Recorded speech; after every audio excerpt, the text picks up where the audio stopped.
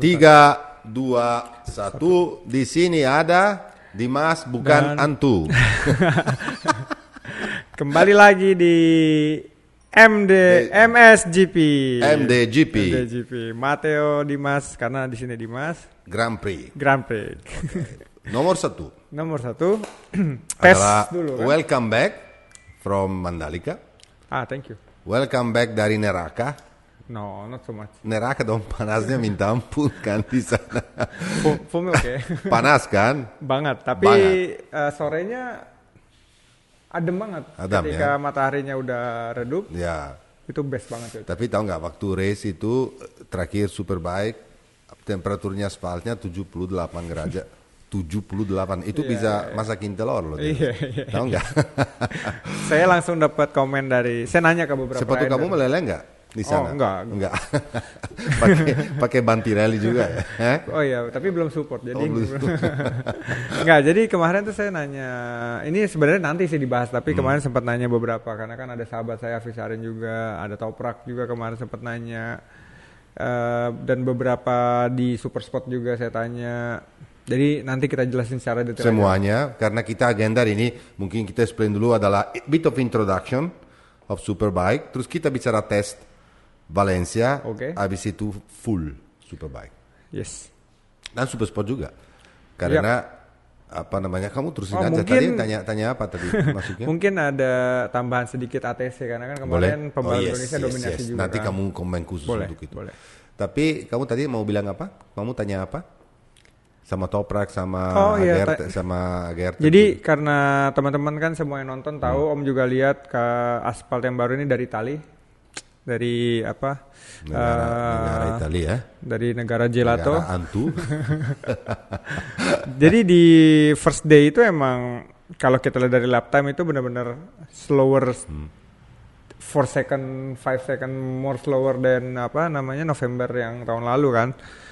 Tapi saya udah ngira karena di sore hari langsung hujan.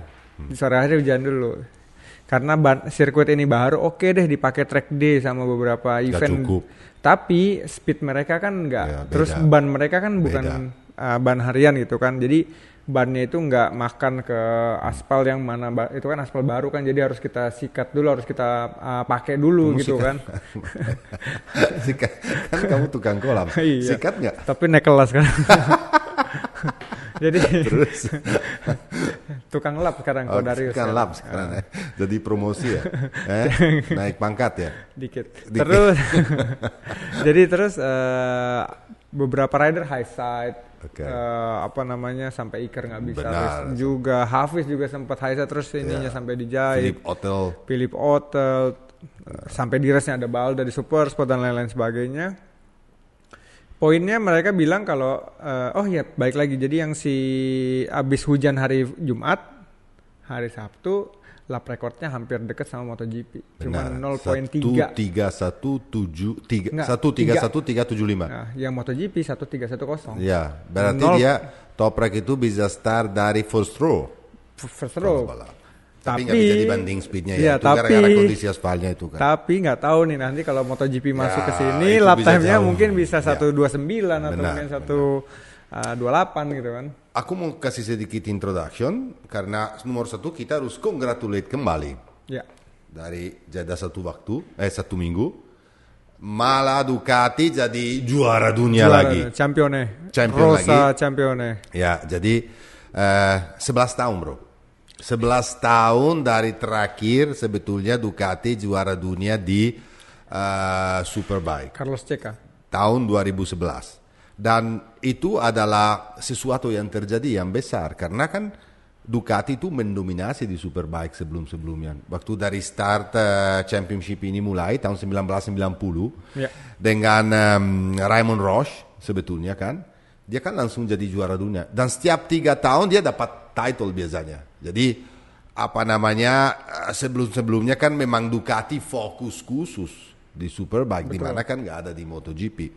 Dan sampai 11 tahun lalu sesudah Carlos Checa mulai masalah untuk Ducati sekali. Ketika ganti motor. Masalah mereka ganti motor dan mereka masalah karena ikut juga full arti di MotoGP sebetulnya, karena mereka full konsentrasi, karena mereka mau balik lagi di championship utama untuk menjadi berdominasi dan juara dunia, dan mereka memfokus dan duitnya semuanya ke sana. Jadi ada beberapa masalah, motor total baru, terus apa namanya, dan motor baru itu awal-awalnya Panigale kamu tahu sendiri ya, sulit sekali. Dia harus lawan juga beberapa champion, starting dengan sesudah Fogarty dan Troy Bayliss kan, sesudah Carlos Checo mulai harus lawan Max Biaggi. Betul. Aprilia yang berdominasi dengan Biaggi, berdominasi juga 1 tahun dengan Sylvain Guintoli,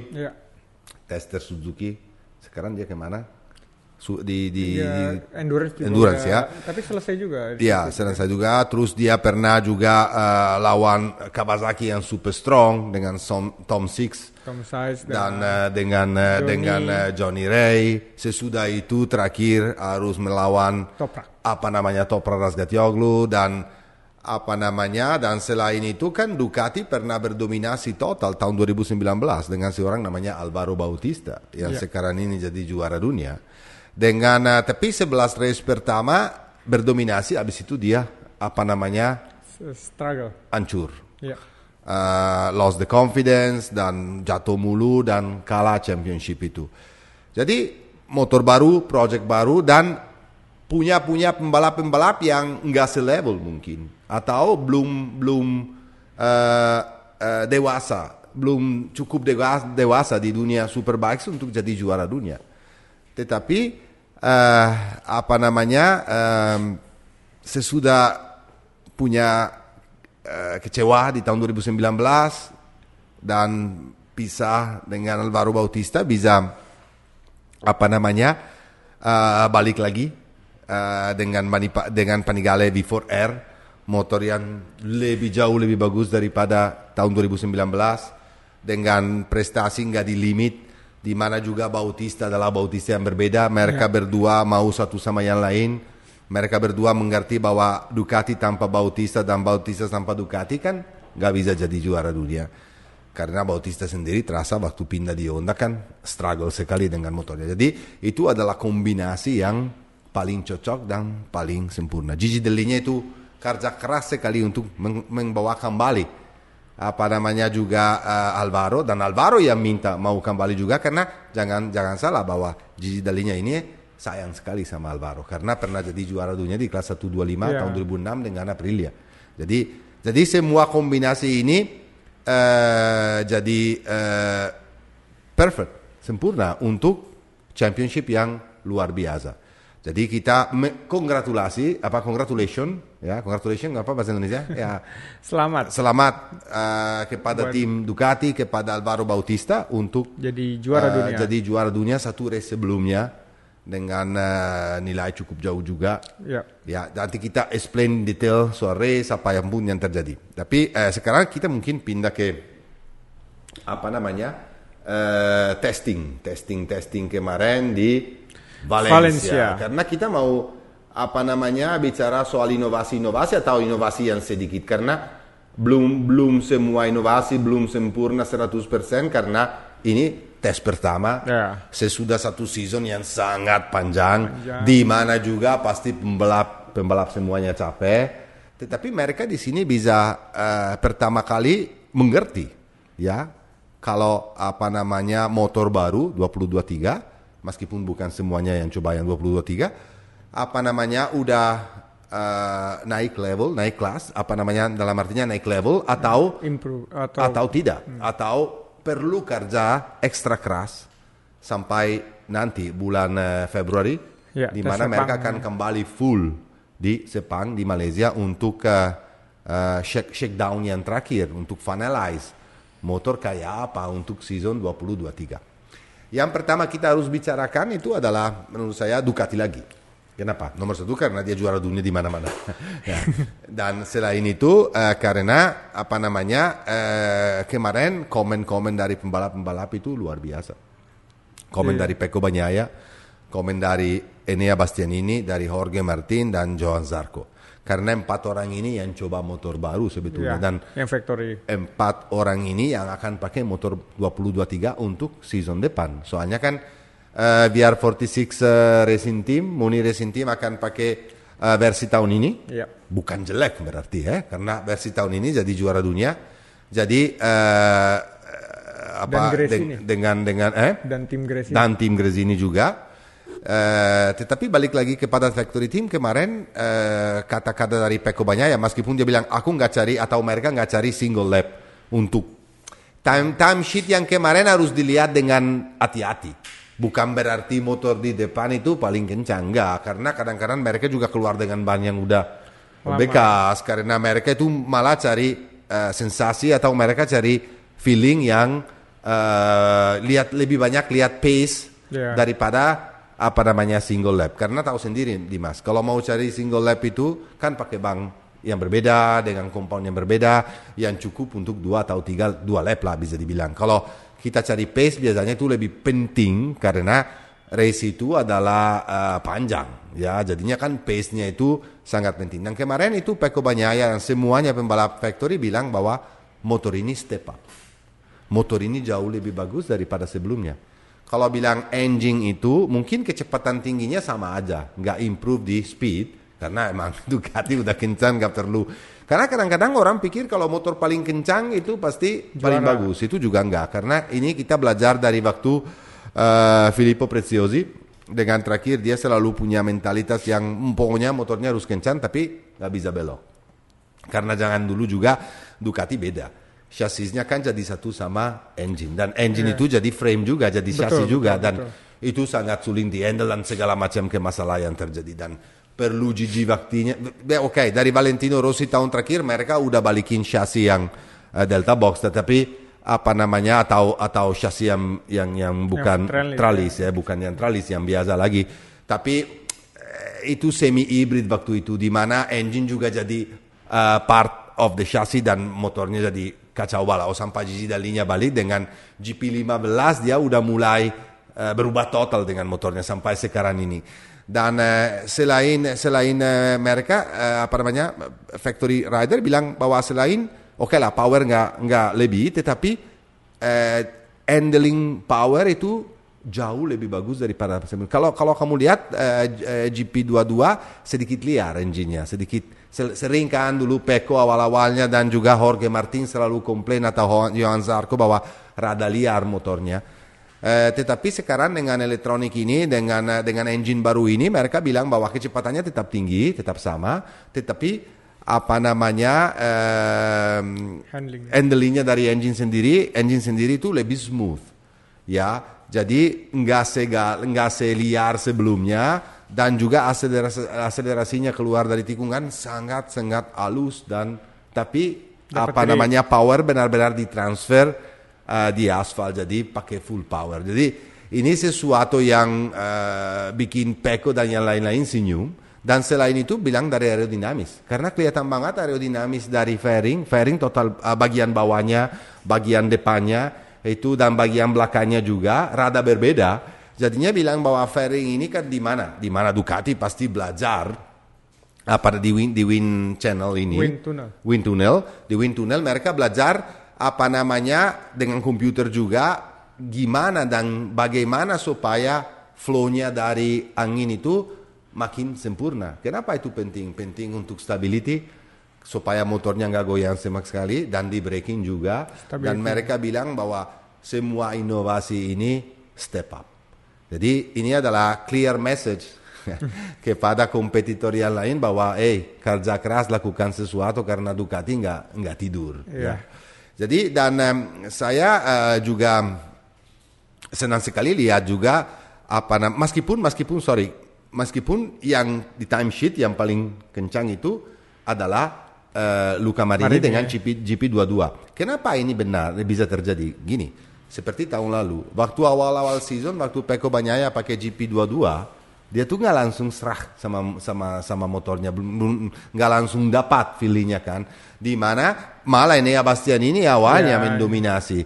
Karena dia masih pakai motor yang sebelumnya yang udah sempurna, yang setupnya semuanya udah nggak rahasia lagi, jelas untuk pebalap dan insinyurnya. Jadi bisa terjadi juga mungkin awal-awal season Luca Marini, Marco Bezzecchi atau tim Gresini lebih performa daripada yang lainnya karena mereka belum ketemunya.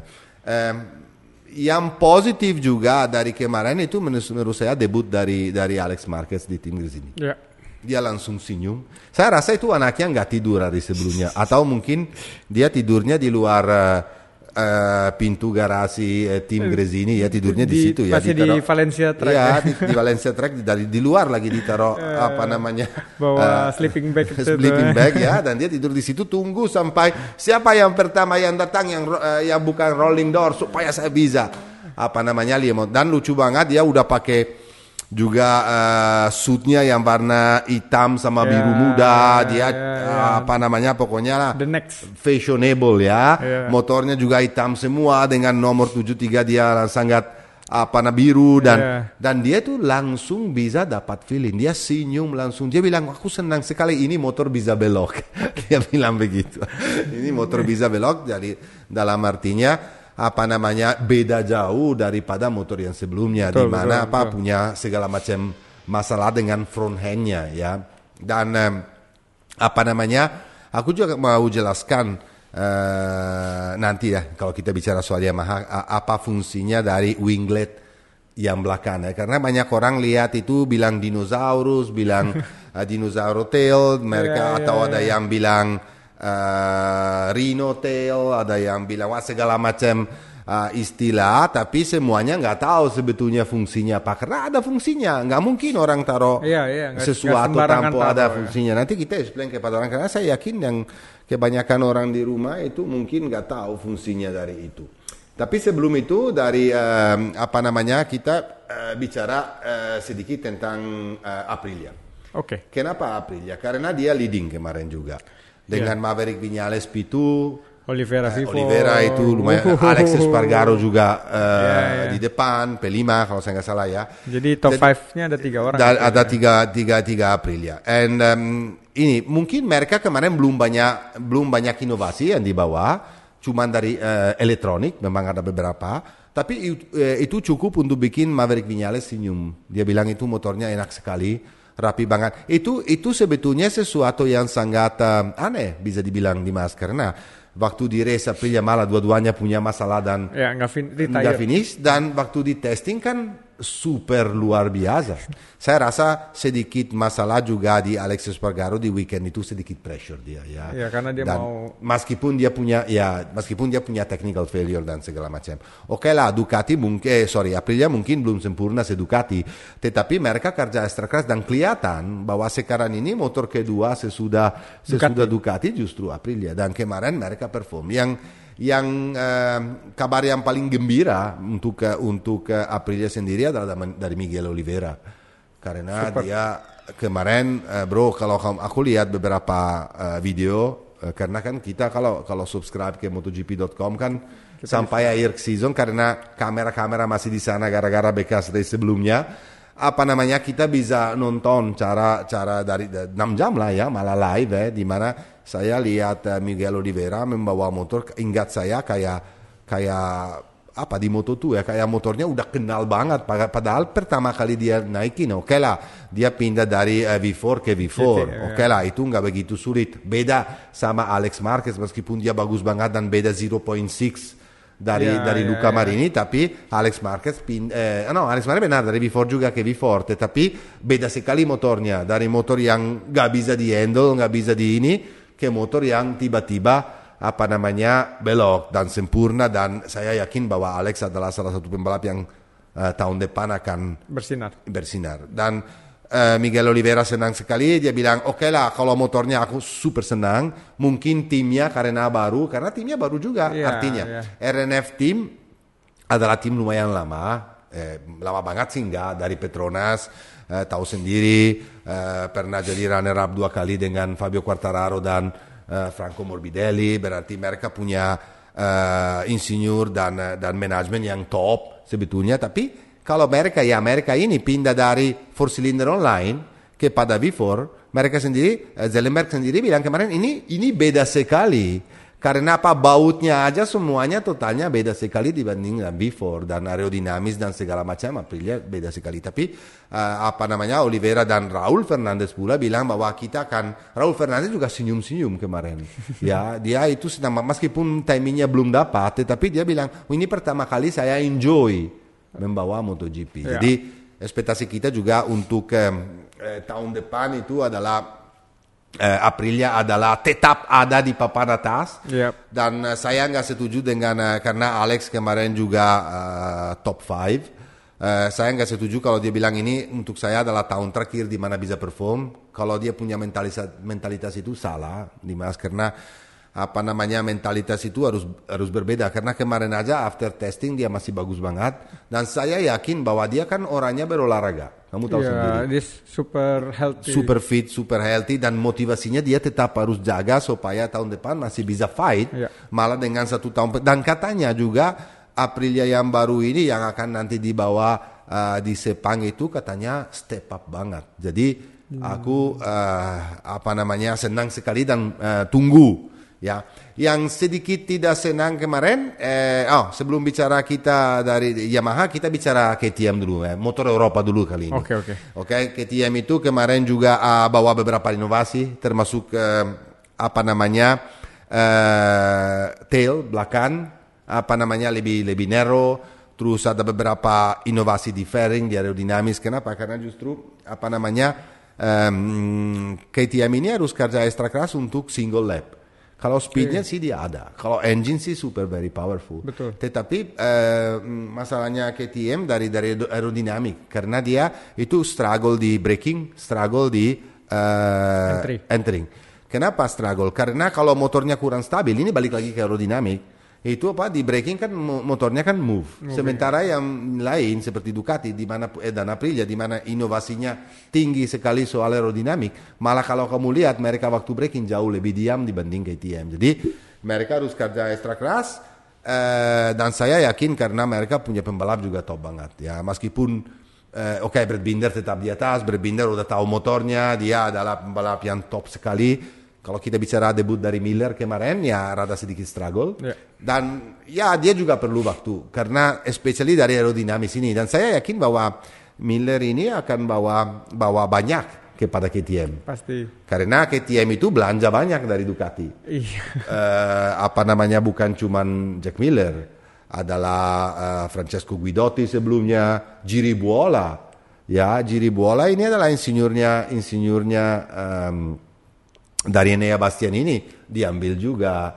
Terus Pupulin personal insinyurnya Jack Miller juga. Banyak, ada 5 atau 6 orang yang diambil dari Ducati. Kenapa? Mereka mau tahu rahasia-rahasia dari Ducati supaya mereka bisa berkompetisi. Dan jangan lupa bro bahwa KTM itu punya sifat racing, dan dia di mana-mana turun selalu mau menang. Dan saya yakin di Moto3 dia berdominasi. Di Moto2 dulu waktu dia juga bikin chassis tralis itu berdominasi dan bagus banget.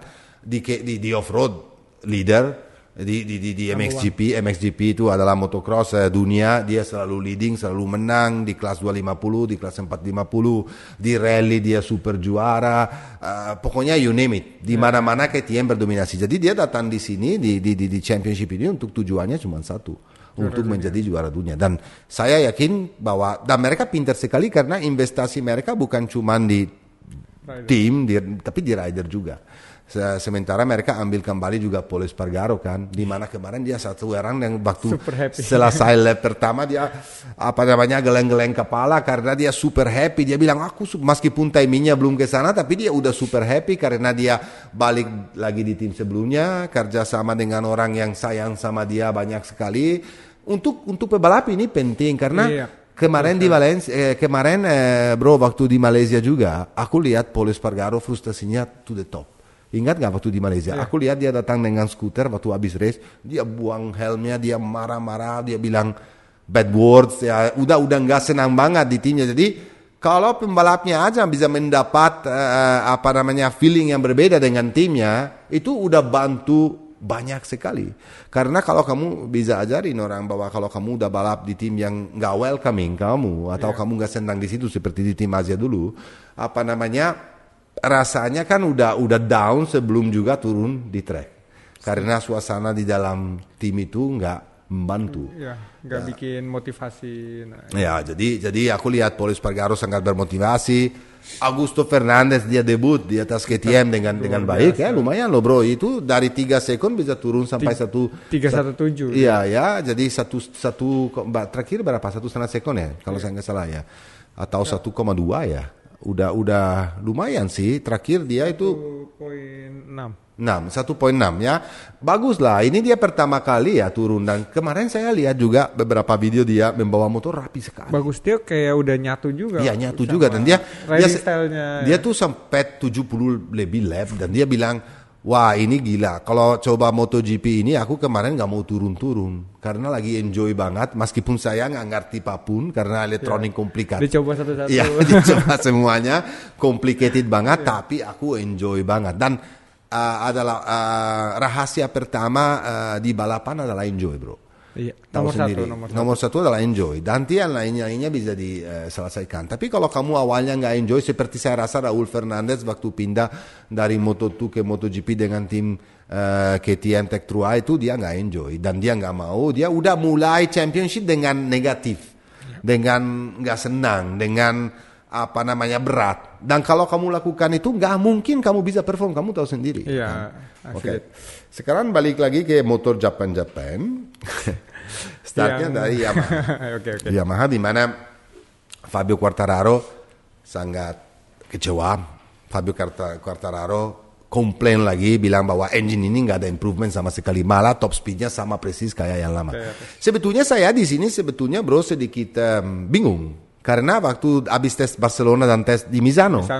Waktu itu dia dapat top speed-nya, dan dia bilang senang sekali karena engine improve. Saya nggak tahu, kalau mungkin bisa jadi ya bahwa di Valencia mereka bawa spek yang berbeda lagi, karena mereka lagi coba-coba sebelum diambil keputusan untuk dikasih engine yang mana. Jadi mungkin dia bawa spek yang berbeda, di mana dibuang atau nggak dimilih sama Quartararo. Tapi Quartararo senang sekali, dia bilang kalau aerodinamik itu jauh lebih senang. Apalagi dia keluar dengan fairing belakang dengan juga empat winglet sama persis kayak Ducati punya, apalagi lebih besar. Oke, di sini aku mau kasih tahu, dan dia bilang stability, especially di braking itu lebih bagus daripada sebelumnya.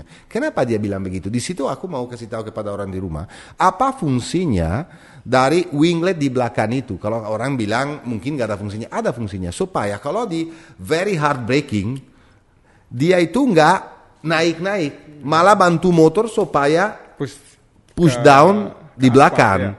Soalnya kalau naik-naik dan loncat-loncat waktu braking untuk cari buang waktu, nomor satu, rider juga nggak begitu confidence untuk masuk, atau kalau masuknya nggak bisa selalu sempurna karena sekali buang kemana, sekali buang kemana. Jadi salah satu fungsinya adalah supaya di hard braking, di braking tertentu stability lebih sempurna. Dan selain itu untuk flow anginnya, karena fairing dari depan ke pembalap ke belakang, di belakang itu banyak sekali, dan itu membantu juga supaya flowing dari anginnya itu lebih sempurna dan aerodinamik, supaya kecepatan di lurusnya bisa lebih tinggi. Betul.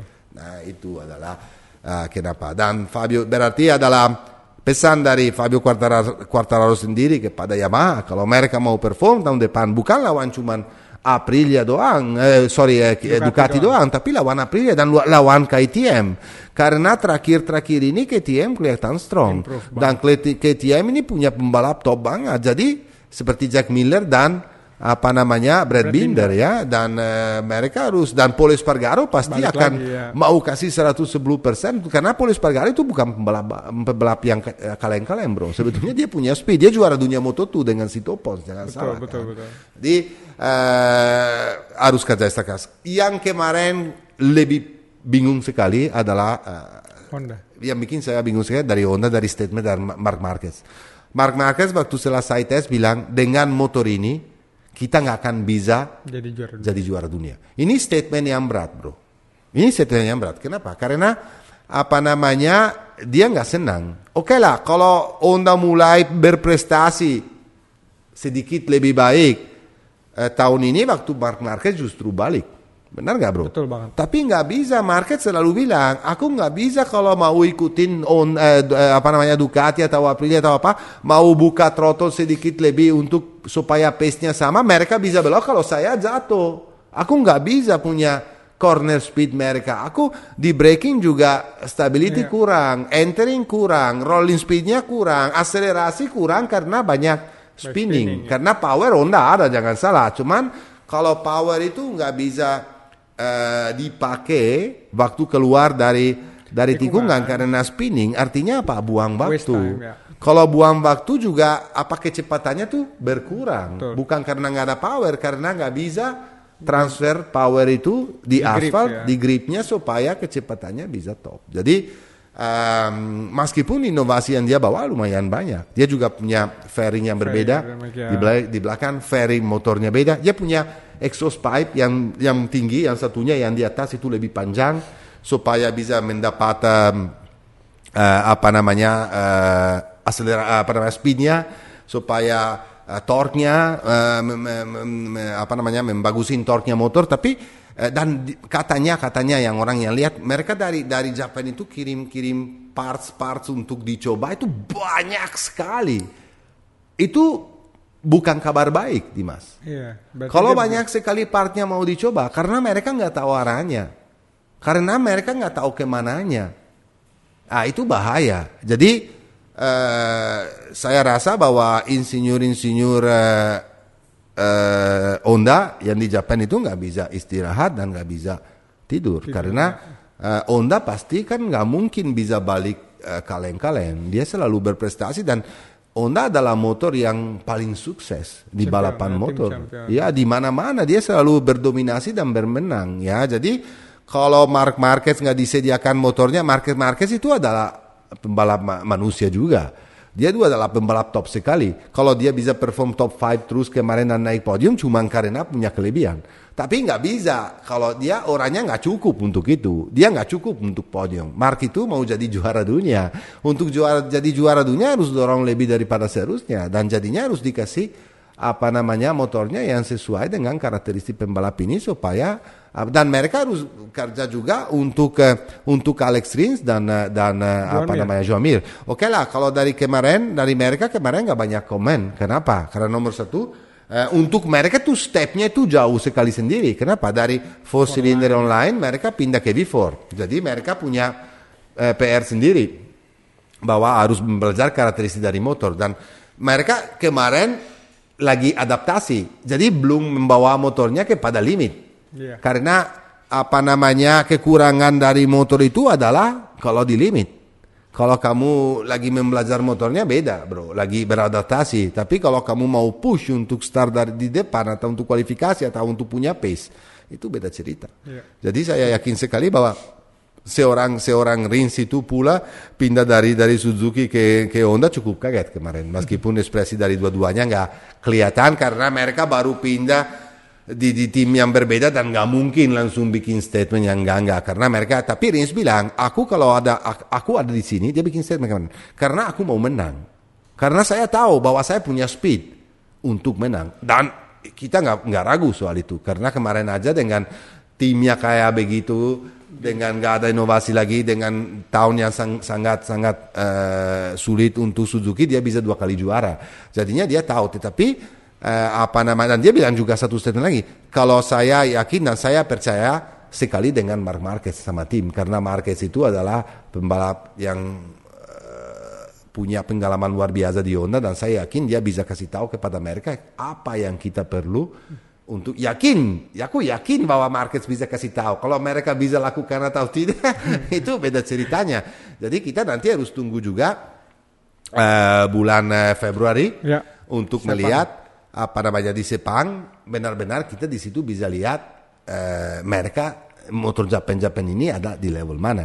Karena itu balik lagi, bukan masalahnya Ducati lebih kuat atau lebih cepat atau karena ada 8 pembalap, bukan masalahnya karena Aprilia, masalahnya adalah di mereka sendiri. Jadinya Quartararo dengan Yamaha, Marc Marquez dengan Honda harus kerja keras sekali dalam tim sendiri supaya bisa melevel motornya kenapa saya bilang begitu nanti kita balik ke Superbike, meleven motornya selain Ducati atau yang lain-lain, benar nggak? Betul. Masalahnya di dalam mereka, bukan masalahnya Ducati. Bukan. Ducati masalahnya adalah top, karena mereka jangan lupa loh, mereka tuh langsung adalah cuma satu-satunya yang langsung full keluarin motor 22.3 dengan prestasi langsung top. Oke lah, kalau cara kerja sekarang di MotoGP berbeda dari zaman dulu. Nggak mungkin bisa bawa juga satu motor dan total berbeda, dan turunin motor total berbeda. Kenapa bro? Dari chassis dan semuanya. Kenapa? Karena itu risiko tinggi sekali.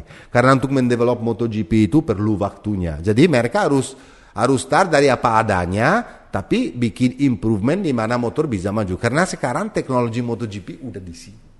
Ya, jadinya kalau kamu berubah total dari awal, nanti jadi kayak KTM waktu baru datang, jadi kayak Aprilia waktu baru datang. Mereka kan, atau Suzuki waktu baru balik, mereka kan perlu 4-5 tahun untuk berubah. Dan Honda tuh, dan Yamaha nggak bisa lakukan itu. Karena mereka itu adalah berdominasi dari dulu. Jadi, ya mereka kerja di winter ini supaya men-step up yang apa adanya. Gimana dari kamu? Bawel nggak saya?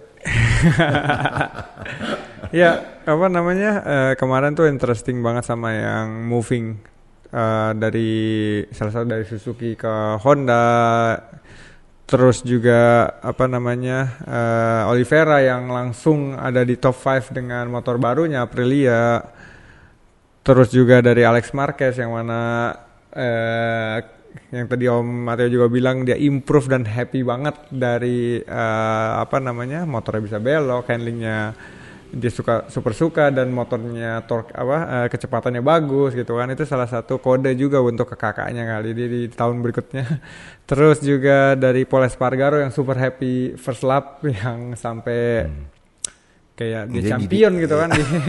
Dia geleng-geleng kepala ya, luar biasa. Tapi itu juga kode juga mungkin ya sign bagus juga untuk ke tim Honda, karena yang ex dari mereka ini super happy dan excited ketika dia naik ke brand KTM atau ke apa namanya Ducati Gresini gitu. Jadi sebenarnya tuh poinnya jadi makin gak sabar sama ngelihat next testnya, karena kan yang pasti yang Ducati akan mencoba lebih improve lagi, Aprilia akan mencoba improve lagi, termasuk KTM. Dan yang paling penasaran sih di pabrikan Jepang ini, kalau Yamaha oke lah, masih bisa lah karena dia bukan yang struggle banget. Nah di Honda ini sih yang jadi challenging banget, karena juara dunianya juga ada 2 di situ MotoGP, Alex Rins yang mana Valencia kemarin juara ketika moving struggle, tapi dia mencoba untuk apa namanya enjoying the moment, karena yakin yang tadi Om bilang juga Marquez dan tim Repsol bisa improve. Pasti nggak mungkin nggak. Di rumah Honda sendiri kita tahu lah bro. Kemarin waktu kita di Motegi aja lihat dia punya museum aja, aku shock banget. Honda is Honda keren banget. Keren banget. Tapi jangan sampai mereka panik aja. Betul. Karena kalau panik itu nggak bisa punya tujuannya. Tapi biasanya orang Jepang kan sangat fokus untuk apa namanya. Dan kita juga bro mungkin harus selamat ya kepada Michelin. Karena menurut saya mereka lakukan kerjaan yang extraordinary bro.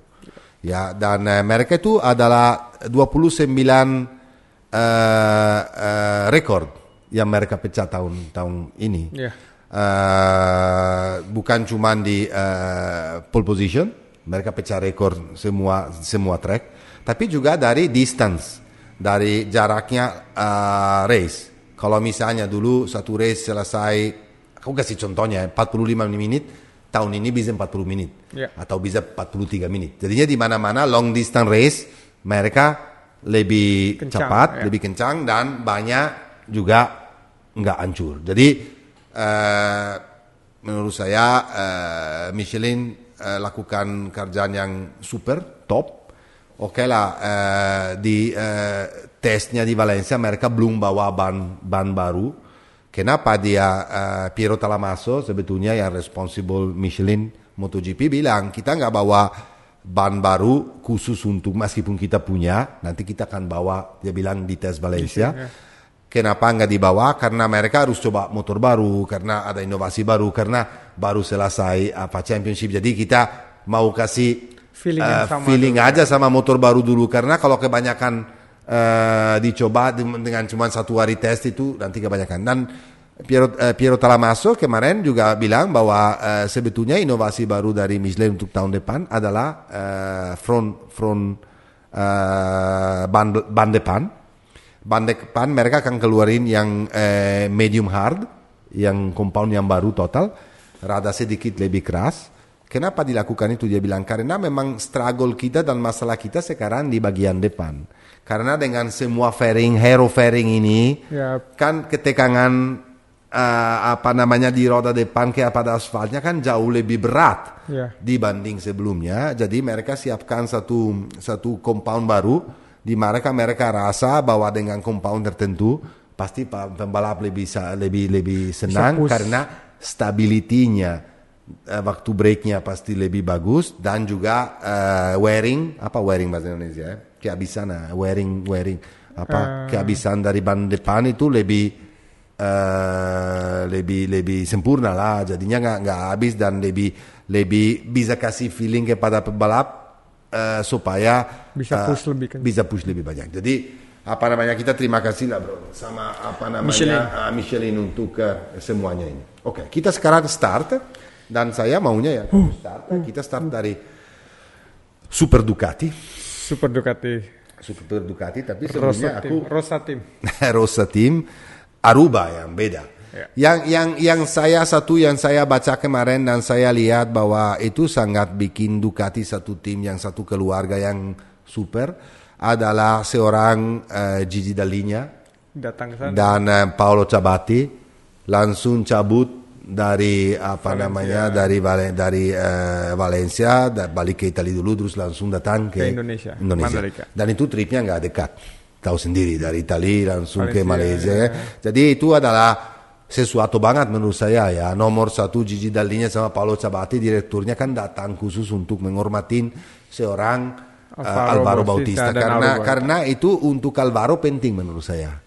Itu menurut saya kemarin ada Gigi Dall'Igna sama Paolo Ciabatti di timnya sendiri itu adalah sesuatu yang penting bro karena kasih kamu ekstra motivasi dan santai juga karena the boss are here, so artinya mereka tuh sayang sama aku apresiasi sama aku kan. Seperti waktu Rossi datang untuk Pecco Bagnaia itu kan semuanya ini kan untuk faktor pembalap itu karena pembalap itu bukan robot ya bro kan pembalap itu adalah manusia jadi supportnya datang jadi kemarin saya sangat senang lihatnya dan Alvaro Bautista ini adalah memang benar-benar Alvaro Bautista yang berbeda bro dibanding tahun 2019. Betul.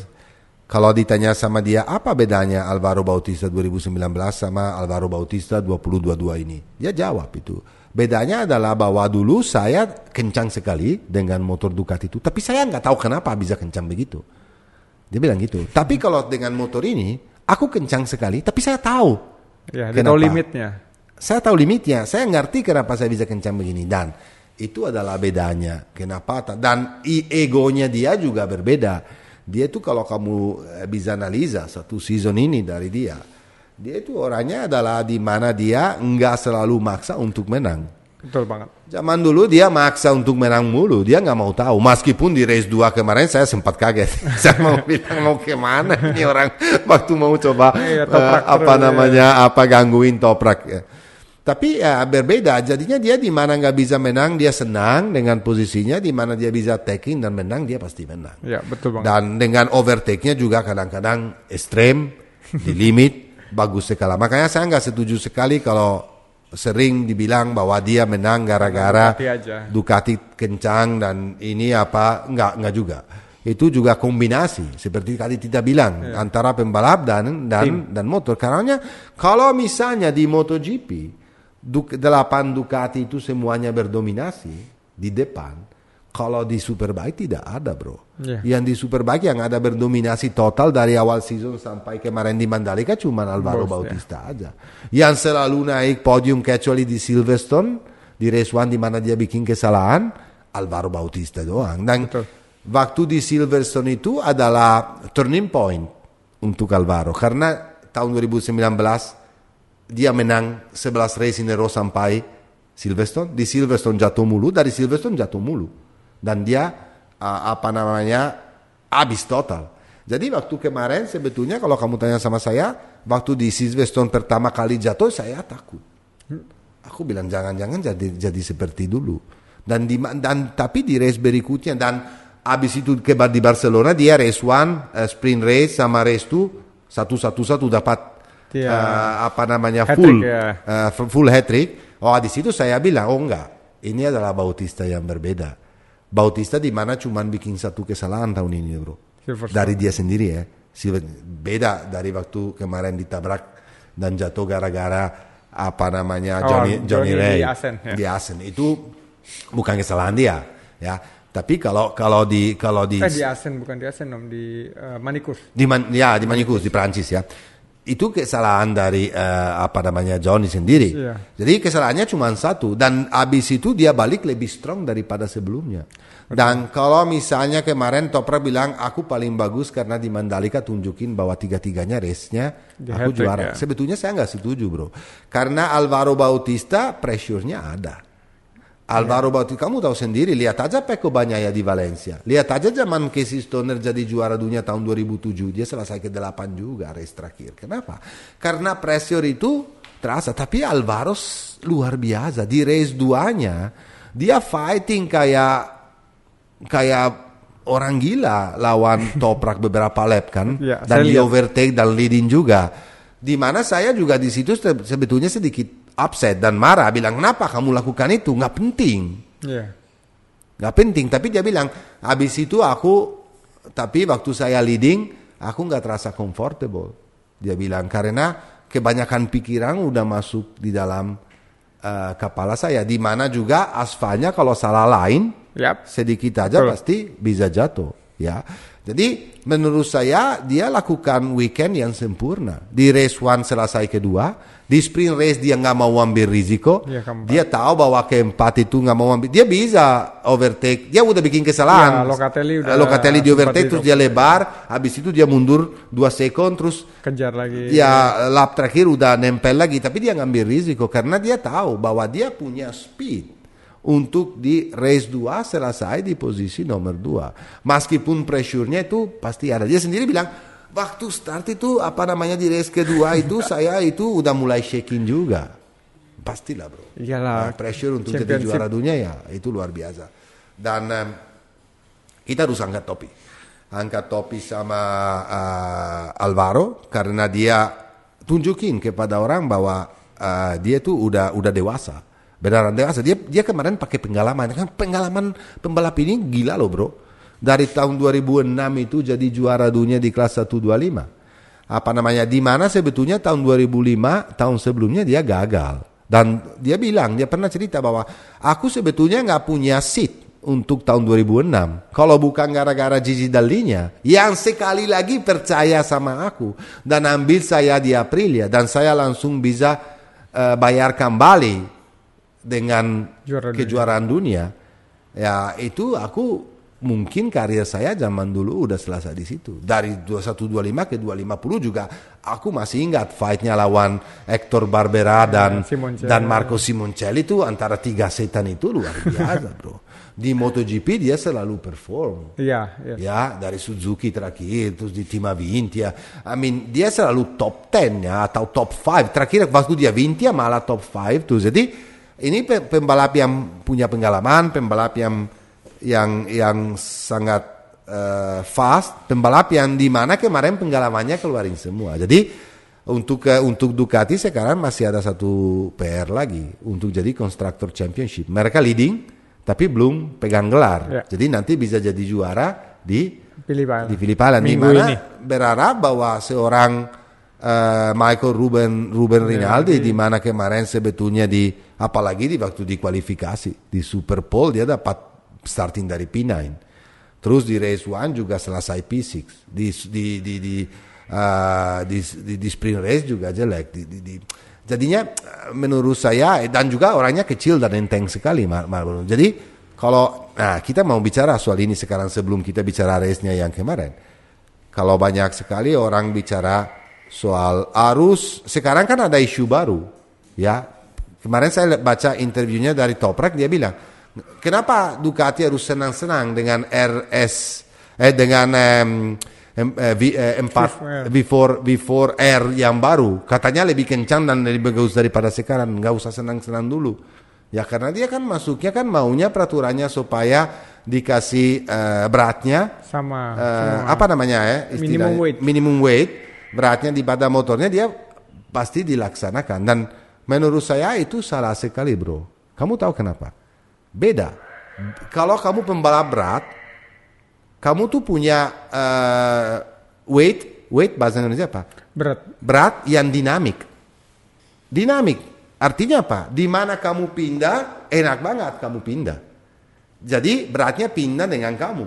Karena beratnya itu adalah di kamu. Jadi beratnya itu dinamik, bisa pindah. Kalau beratnya itu ditaruh di atas motor, itu statik. Beda sekali dan bahaya sekali. Kenapa bahaya? Karena breakingnya itu. Kalau motornya berat dan pembalapnya enteng, kalau datang di breaking point dan di break itu bahaya.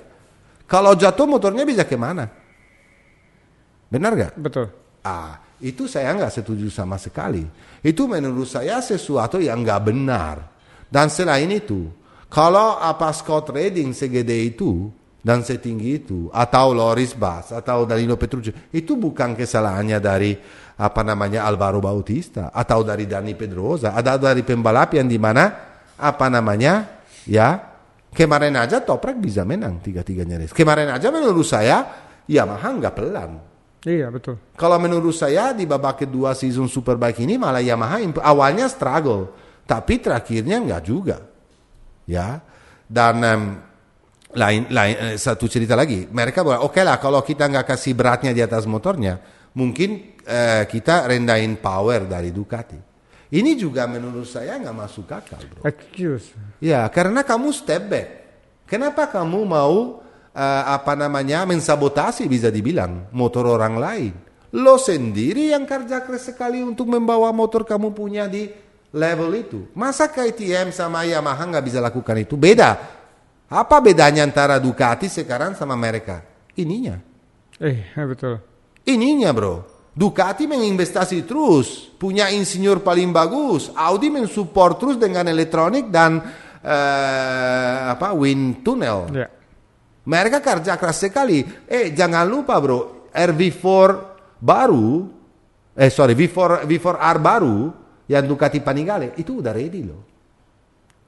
It's ready. Yeah. Katanya super top. R1 sama Ninja mana? Belum ada development. Ya, jadinya apa? Apa masalahnya adalah di Japan komplain terus karena mereka nggak bisa keep up? Itu nggak boleh.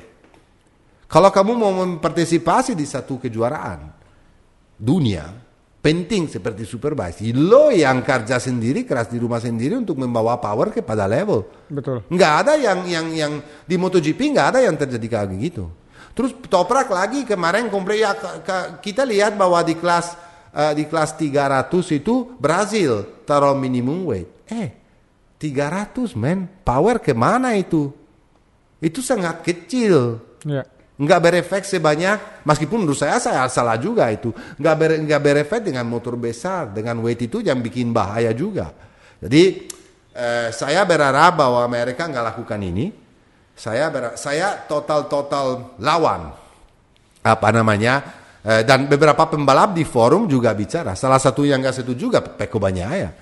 Dia bilang menurut saya nggak benar itu juga. Banyak sekali pembalap yang nggak setuju. Of course lah Alvaro Bautista nggak setuju. Tapi kan saya makanya ini bro juga. Karena kan habis itu ada meeting ya. Paolo Ciabatti dan Gigi Dell'Igna kemarin datang di Mandalika supaya mereka bisa kasih suara. Supaya mereka bisa mendorong untuk jadi adil. Soalnya kalau menurut saya kalau motornya kamu taruh weightnya itu nggak benar bro. Kamu tahu sendiri itu unbalance total. Kamu motor kan punya satu geometri.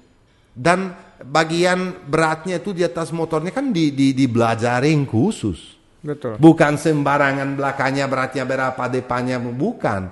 Itu adalah studi dari insinyur supaya geometrinya, frame-nya sama engine-nya jadi sempurna. Sekarang bayangin aja kalau kamu turun di Sentul, aku kasih 50 kilo untuk kamu di sini gimana? No, benar nggak? Ya. Jadi Kalau saya pribadi dan saya berharap mereka untuk tahun depan ambil keputusan yang bijaksana supaya dibebaskan Championship Super. Nah, kalau limit di RPM pastilah ada, semuanya kan juga ikut. Tapi jangan dikurangin kerjaan keras sekali orang rumah gara-gara yang lainnya komplain. Ya, menurut saya Alvaro juga ya mungkin dia nggak standman kayak Toprak. Mungkin dia nggak bikin. Tapi kalau dibilang bahwa Alvaro Bautista nggak punya speed atau nggak selevel Toprak, sorry. Jangan bilang gitu. Aku nggak setuju. Toprak belum pernah di MotoGP. Toprak belum pernah jadi juara dunia 125. Itu bukan main. Jadi Toprak itu adalah pembalap bagus. Tapi kadang-kadang saya nggak sepakat sama cengennya. Yeah. Cengennya itu saya nggak suka. Kamu tahu aku nggak suka. Lo yang bilang super strong, dan saya akuin lo super strong, aku nggak rendahin dia. Tapi kalau mulutnya bicara kayak begitu, aku sorry bro, I'm not happy. Dan sama Johnny Rea juga not happy. Karena kemarin masalahnya Johnny itu adalah di ban sebetulnya bro. Kenapa? Awal-awalnya Kawasaki kencang sekali. Dia tahan di depan dulu. Tapi masalahnya Kawasaki punya geometrinya di mana atau beratnya dia juga sendiri di mana banyak lama-lama habis dan dia mundur seperti kemarin. Oke lah, kerja keras lah untuk dapat atasin masalah itu. Ducati nggak selalu sempurna juga. Ducati selama 11 tahun juga nggak pernah jadi juara dunia. Tapi nggak ada yang komplain. Yeah. Malah mereka kerja keras sekali untuk membawa motornya di level, benar nggak? Betul. Itu yang saya benci. Japan kenapa jadi cengeng sih? Sabar Rob.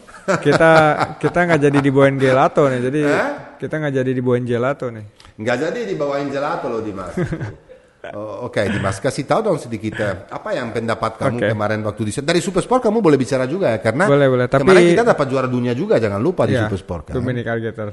Tapi mungkin dari Superbike aja Om, karena kan yang boleh. Jadi ramai itu kan kemarin aspal baru ya, aspal baru yang mana sekarang dari Italia.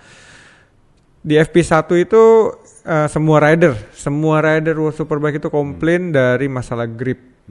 Karena dia semua struggle dan mereka nggak ada yang mau pasang ban soft karena mereka tahu namanya aspal baru ini harus dipakai terus nih, harus racing line-nya harus dipakai terus, harus kena ban terus, makanya kalau nggak heran kemarin tuh time-nya tuh bisa slower 4 second 5 second gitu kan.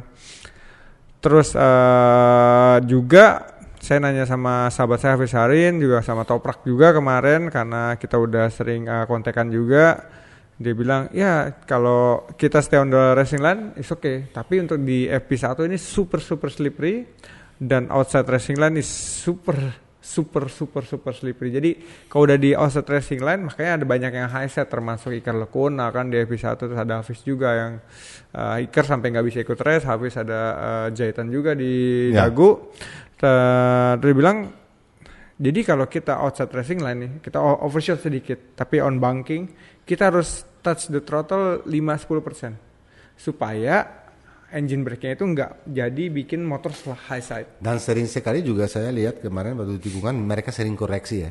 Iya. Turun naik terus turun lagi. Iya. Berapa kali terjadi itu? Jadi first day hari Friday itu FP1 FP2 itu semuanya itu benar-benar yang kayak kalau bisa tuh jangan high side, jangan jatuh, jangan sampai bikin kesalahan yang fatal sampai kayak Iker Lecuona akhirnya nggak bisa.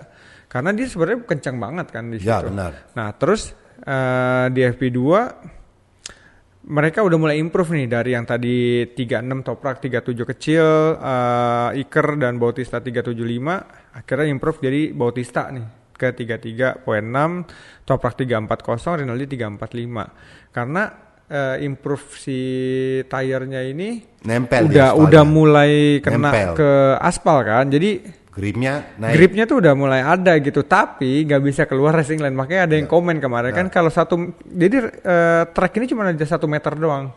Keluar dari 1 meter di racing line itu, wah nggak hilang depan atau high side gitu kan. Jadi kesalahannya ada di mana menurut kamu? Menurut saya sih nggak ada kesalahan karena ini track baru kan. Karena baru, mereka selesai cuma 1 minggu sebelumnya dan nggak kasih kesempatan untuk mungkin punya beberapa race atau. Iya, sempat ada tapi track day yang tadi kita bilang. Kurang.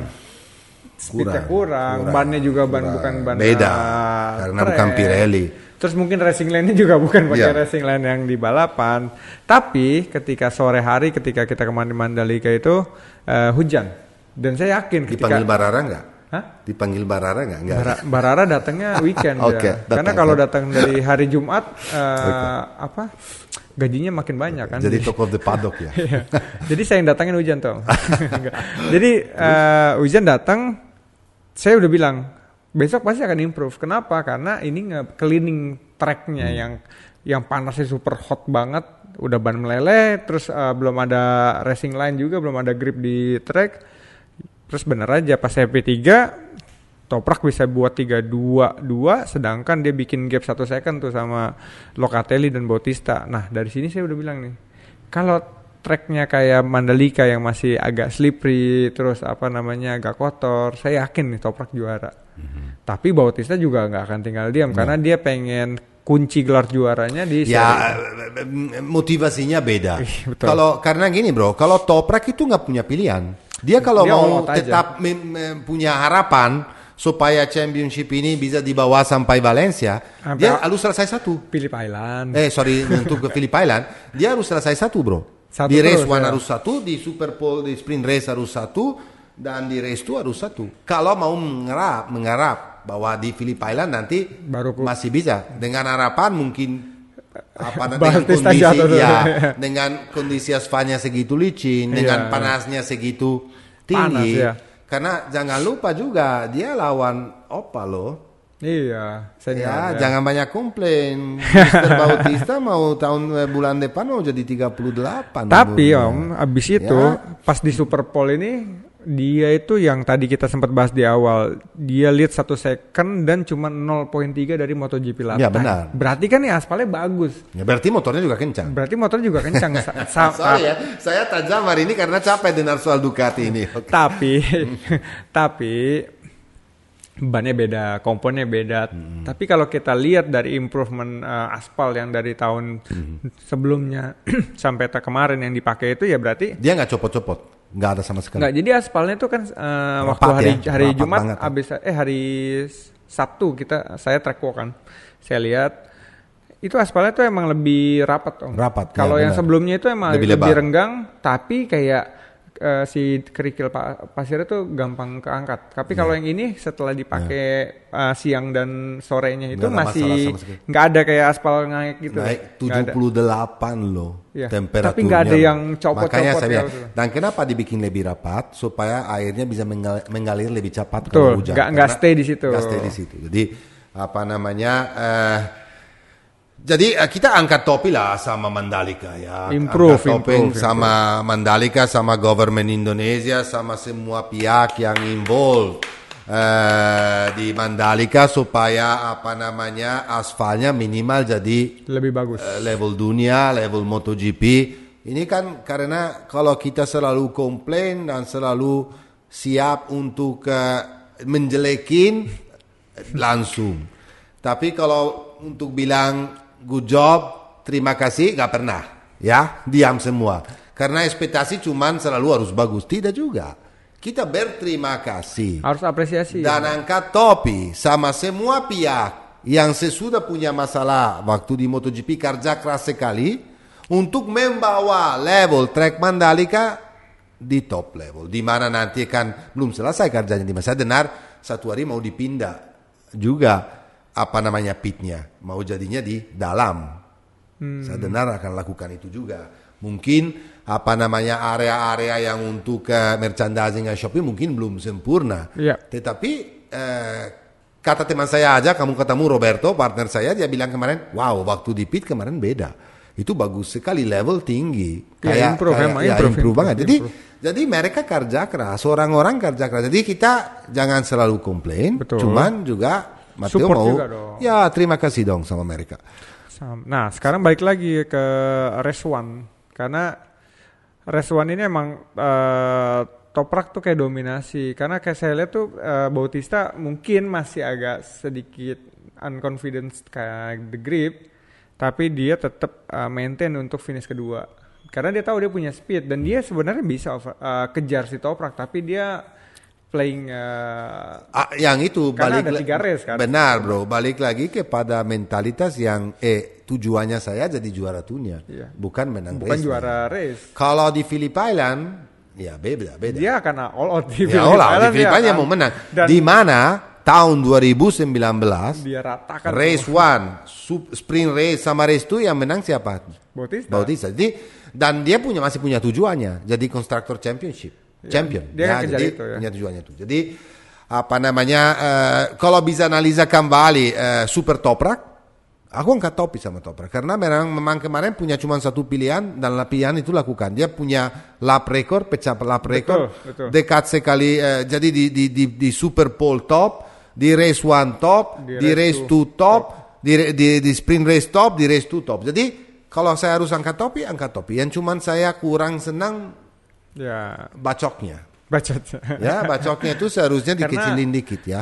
Dia nggak terima bahwa dia jadi. Saya tahu pasti banyak dibenci sama saya di rumah karena di sini super fans Toprak gara-gara dia stopi sama Willy ya. Stopi Willy nggak cukup untuk jadi juara dunia. Okay? Iya. Tapi akhirnya dia dapat nyobain ketoprak kok. Jadi rewardnya kemarin dia juara 3 race itu dia dapat ketoprak dan dia suka. Ya saya lihat itu dari Venilia ya teman saya juga mencari di mana-mana katanya karena dia kemarin kan sempat saya bicara sama dia. Venilia saya bilang lo gila kamu cariin ketoprak itu bikin gimmick ini, dia bilang bagus nggak Mateo, bagus banget. Saya bilang tahu nggak untuk cari ketoprak aja di seluruh Lombok susahnya setengah mati. Tapi keren sih. Itu keren banget sih. Dia memang apa namanya MC yang top juga yang mengerti soal MotoGP. Saya mungkin tahun depan pengen juga undang Venilia di kemarin saya juga sempat di interview sama timnya dia. Saya pas abis Super Sport Race 2 menang, saya sempat di interview. Terus balik lagi Om, karena abis ini kita moving ke super sport di Super. Kita bicara sedikit tentang Johnny juga ya bro. Karena kemarin Johnny Ray lakukan race yang top lah bisa dibilang juga. Karena dia struggle sedikit tetapi dia lebih daripada begitu nggak bisa. Kawasaki top, Kawasaki bagus dan fast. Punya super rider 6 kali juara dunia jangan salah. Tetapi dia punya struggle di tire consumption, tire management karena banyak habis beberapa udah lewat 15 lap mulai drop sampai terakhirnya drop banget. Jadi mungkin harus kerja ekstra keras Kawasaki supaya bisa mendapat dan mereka punya pengalaman untuk mendapat motor yang 6 kali juara, bukan 6 dan sama Tom. Oh ya kalau mana Tom 7. Kalau Rea-nya 6. Iya kalau. Terus di Super Forest kan dia juga Rea tuh fighting sama Toprak kan karena race-nya lapnya nggak banyak, mereka semua full attack karena kan kalau lapnya banyak dia drop kan ban belakangnya. Dia bilang aku yakin bisa menang sprint race kemarin, Ray bilang, tapi aku bikin beberapa kesalahan di mana akhirnya nggak bisa, tapi top lah. Dan ini yang bikin Alvaro Bautista jadi lebih bersinar lagi. Karena waktu tahun 2019 dia lawan cuman satu orang. Johnny aja. Kalau tahun ini dia melawan dengan dua orang. Yang satu jadi 6 kali juara dunia dan satunya lagi sekali juara dunia. Jadi bersinar sekali ya. Jadi sama kayak waktu di kelas 125. Kalau saya nggak salah dia lawan cuman Mika Kallio doang waktu itu tahun 2006 untuk jadi juara dunia. Makanya menurut saya ini adalah untuk Bautista Championship yang paling top. Coba bayangin aja, kamu pernah jadi juara dunia tahun 2006 dan dari situ sampai hari ini gapnya gede banget. Dan bisa balik di umur 37 jadi juara dunia lagi. Nah, kita harus juga jangan pikirin cuman beratnya, umurnya juga, semuanya, balik dari Honda kepada Ducati adalah tanda besar dan kita juga jangan lupa juga sama orang yang selalu percaya sama Bautista. Sama Toprak sendiri, sama Bautista sendiri itu adalah dia punya insinyurnya dia sendiri kan Nava. Ya dia selalu ada di samping Bautista. Dia jadi keluarga dari Bautista sendiri. Selalu ikutin Bautista di mana-mana insinyur Nava. Jadi dia selalu tahu karakter pembalap ini dan selalu siapin sesuatu dan motornya yang sempurna untuk dia. Dan selain itu dia Cecconi yang punya timnya. Ya Stefano Cecconi. Stefano Cecconi ini juga kerja keras sekali sama Dellinya dan untuk membawa kembali kadang-kadang kan juga harus, menurut saya kenapa sukses ini ada karena Alvaro Bautista rendah hati dan tim Ducati sendiri rendah hati. Karena kalau bergengsi dua-duanya buang pasti muka. Akan menjauh. Tapi untuk menjadi satu harus rendah hati, di mana Bautista mengerti bahwa kalau mau jadi juara dunia di Superbike perlu Ducati, dan Ducati tahu kalau mau jadi juara dunia kembali selama sekian di Superbike perlu Bautista. Game over. Kadang-kadang di hidup kalian juga di rumah dan di hidup kita semuanya perlu jadi rendah hati supaya berhasil. Ya kan? Campione.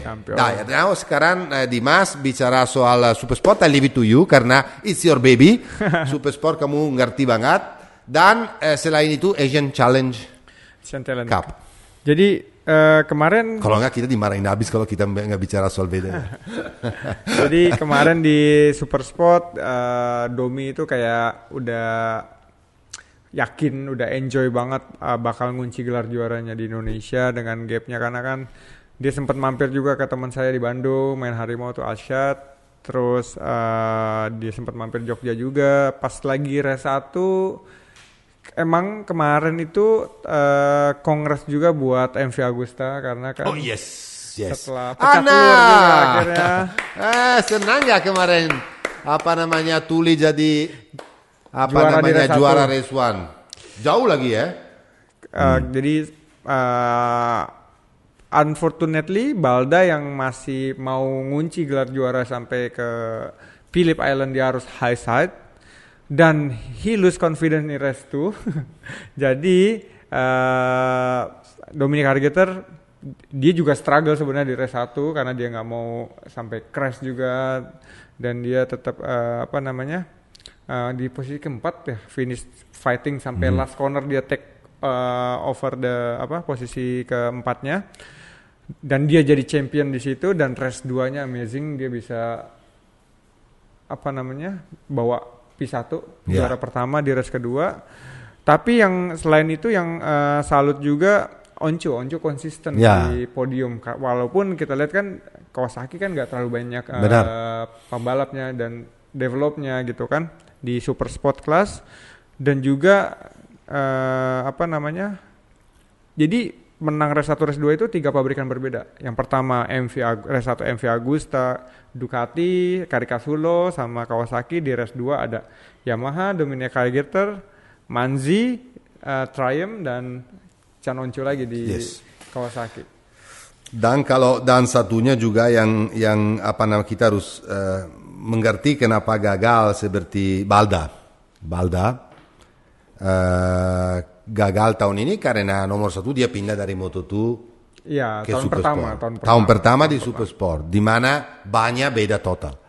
Kamu tahu sendiri kalau pindah dari Dunlop kepada Pirelli itu jauh sekali. Motornya juga total beda, timnya juga Van Bros meskipun tim top, tapi baru juga. Jadi cuman satunya yang Balda itu speednya ada, pengalamannya ada, cuman konsistensi.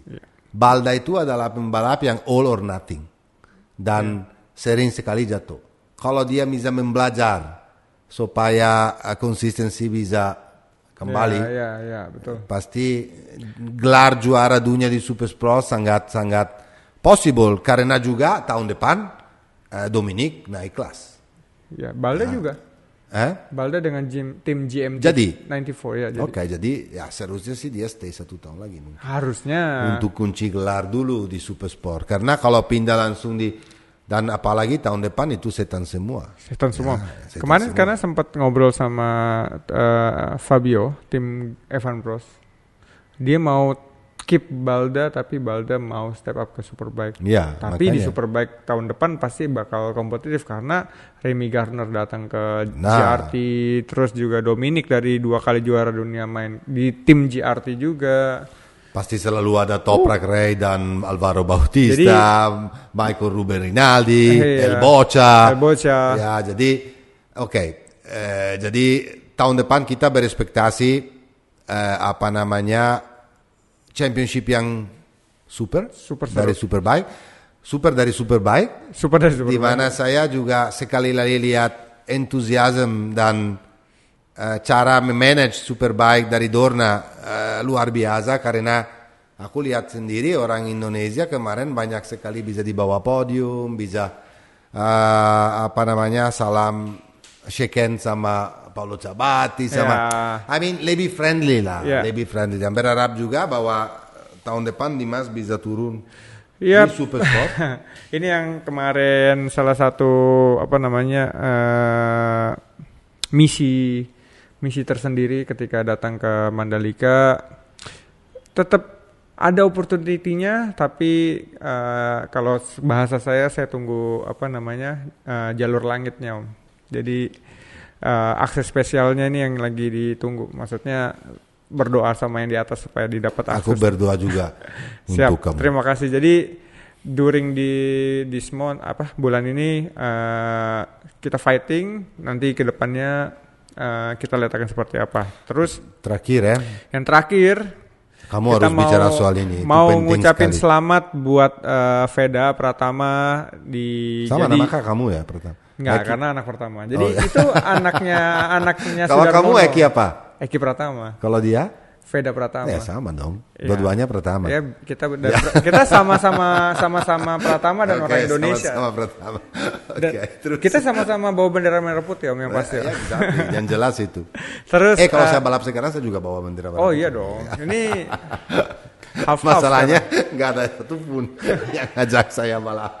Saya ajak balap enduro aja. Oke, bro. Jadi nanti Om bisa jadi tim manajer saya kalau balapan. Boleh kalau kan kamu kita mau. tim Itali itu, insya. Terus terus Veda itu anaknya Sudarmono. Ya, jadi tahu kan dulu balap sama Pak Beni Jati juga. Tahu banget. Luar biasa banget prestasinya, karena kalau dia konsisten dia mungkin bisa jadi juara ATC, karena Hakim Danis itu kan support developnya juga bagus banget dari SIC. Tapi yang saya lihat Astra Honda Racing Team juga nggak tidur, dia mempersiapkan Veda untuk jadi next generationnya Mario juga mungkin ke depannya. Dan saya harap dia tahun depan masih continue di ATC untuk dapat gelar, dan mungkin seperti Hakim Danis dia bisa step up ke European Talent Cup atau Red Bull Rookies Cup. Yang pasti penonton MXGP jangan lupa selalu support pembalap Indonesia. Karena sekarang tuh sekarang step up-nya udah kelihatan, udah ada jalannya, jalurnya udah ada. Tangganya tuh kelihatan, Om. Jadi kalau saya zaman dulu tuh saya masih harus pasang tangganya sendiri. Sedangkan sekarang tuh tangga yang kamu kan pembuka jalan. Kuli kan, jadi normal pasang tangan sendiri. Di setiap tangganya itu ada keringat saya lah. Oh gitu. Okay. Jadi pembuka jalan, tapi nggak minta bantu dari Ambasador untuk pasang tangganya, enggak ya? Masih tidur dia, Om. Masih tidur. Oke. Masih mimpi soalnya. Letarga. Kalau tidur lama? Itu apa namanya? Kan ada binatang hibernasi. Dia lagi hibernasi. Dan dia bangunnya nanti 2024 kan. Skip 2023 dia. Jadi tetap buat penonton Indonesia, dari saya mungkin bisa dikurangin negatifnya sedikit, bad komennya, tapi ditingkatin lagi support sistemnya. Karena ini yang mempengaruhi mentalitas pembalap, semangat pembalap, motivasi pembalap. Karena kita lihat juga kenapa bosnya Ducati dua-duanya datang di Mandalika kemarin, karena dia mau meyakinkan kita full support kepada Alvaro Bautista yang udah membantu Ducati mendapatkan gelar juaranya lagi. Gitu kan. Dan kita nggak tahu, who knows, in the future ada champion dari Indonesia ya kan, entah di kelas Moto3, Moto2, MotoGP atau WSS World Superbike. Apalagi sekarang kita udah ada sirkuit Mandalika, jadi jangan sungkan untuk komen positif. Artinya, tapi akan sungkan untuk komen negatif. Hashtag respect orange. Selain itu, hashtag never Give up. Never give up is always. Jadi nggak boleh cepat menyerah. Kita harus never give up. Sekali lagi untuk closingnya, aku mau selamat kepada Ducati untuk mengunci gelar di MotoGP, bukan cuman Pecco Bagnaia. Tapi untuk konstruktor tim, untuk tim juga dia dapat 3 gelar. Selain itu independent rider dengan Bastianini, rookie of the year dengan Bezzecchi juga. Di Superbike dia dapat kejuaraan dunia dengan Alvaro Bautista. Independent team rider dengan El Boccia. Karena jangan lupa dia itu selalu selesai di Michael Rinaldi, tapi dia bukan factory rider. Bike juga. Berharap mungkin Gigi Dell'Igna dan teman-teman bisa lihat potensial dari anak ini supaya bisa dan saya yakin mereka akan support tahun depan supaya bisa bantu Bautista dan dengan motor yang lebih bagus. Dan selain itu kita juga berterima kasih dengan Alvaro Bautista sendiri, dengan Gigi Dell'Igna, dengan Paolo Ciabatti, Davide Tardozzi, Giulio Nava, insinyurnya khusus dari Alvaro Bautista, Stefano Cecconi yang punya Aruba Team. Pokoknya sebesar-besarnya keluarga Ducati kita berterima kasih untuk membawa level di MotoGP dan Superbike sangat tinggi. Di mana yang lainnya jangan jadi marah, di mana untuk ini jadi semangat untuk lawan kembali dengan motor dan teknologi lebih tinggi lagi. Betul. Dan selain ini aku berterima kasih sekali lagi sama especially ini sama Federal Oil, bro, karena ini sponsor utama MSGP. Sponsor utama yang ikutin MSGP dari 2 tahun yang lalu, di mana membantu MSGP channel untuk dapat 100,000 lebih subscriber. Saya berterima kasih dan saya seperti biasa, ini kan minuman saya setiap hari, bro. Kamu nggak tahu ya, aku selalu minum oil supaya lubrifikasi di dalam badan jadi masih supaya kan Om pernah pernah kan. Dan juga berterima kasih sama MS Glow for Men yang selalu jaga kulit kita supaya tetap glowing saat live bikin video di MSGP. Berterima kasih dengan KYT berjuara dunia juga. Di Moto2 kan juara dunia, MotoGP, independent team. Suami juara dunia dengan Pecco Bagnaia. Dan aku hari ini khusus pakai baju ini karena belum sempat pakai. Ini tahu nggak? Ini bajunya Riding Style, of course. Salah satu sponsor kita Riding Style karena semua merchandising dari MSGP dibikin oleh Riding Style, semua merchandising untuk tim Gresini dibikin sama Riding Style, semua merchandising di Mas Eki Pratama atau kedua Pratama Pratama aja. Jadi dari Riding Style, dan saya hari ini khusus pakai baju ini karena dikasih. Ini bajunya bagus banget, bro. Ini bajunya waktu dipakai di Misano, di San Marino, untuk anniversary tim Gresini, karena Fausto Gresini waktu jadi juara dunia di kelas 125 dia pakai warna ini, Jadi motornya jadi putih dengan biru merah.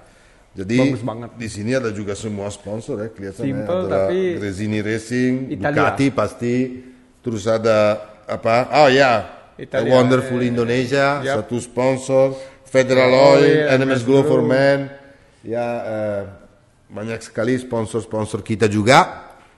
Sekali-kali berharap bahwa mereka nggak kapok, lanjut sponsor terus semua untuk lanjut karena ini season selesai, meskipun Selasa depan kita akan hadir di sini. Untuk last round SBK. Untuk last round SBK di Phillip Island, di mana kita akan komentar lagi dari ujung ke ujung. Selain itu mungkin saya membawa sesuatu baru dari MotoGP, siapa tahu news atau apa.